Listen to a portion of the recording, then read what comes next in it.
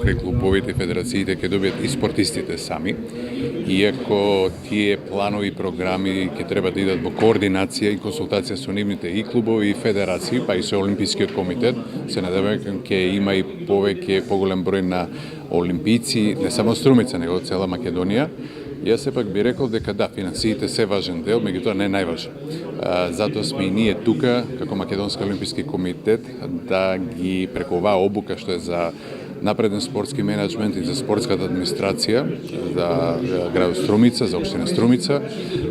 Најповажно прашање за нас е како ќе се трошат тие средства и каде, во кој правец, за кои цели, кои се очекувани резултати, што викаме ние предикција на резултати, значи да имаме и обврска државата, да, ќе помогне, тоа е одлична работа и државата одлично си завршила својата домашна задача.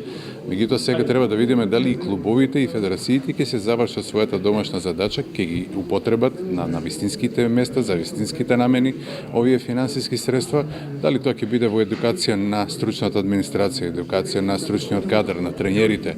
Имаме тренери, да, меѓутоа која е таа дефиниција за тренер? Ние викаме овде денес спомнавме дека ќе треба да покажат лиценци.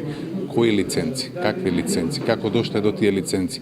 Дали може тие знаења да ги употребат, да ги имплементираат нивните спортисти? Кои резултати ги имале пред 2 години, кои резултати ги имаат сега, кои резултати ќе имаат следната година до крај на, да кажеме, на таа спортска година. Значи многу фактори има преку кои што ќе се изанализира целиот овој систем и ќе видиме како функционира.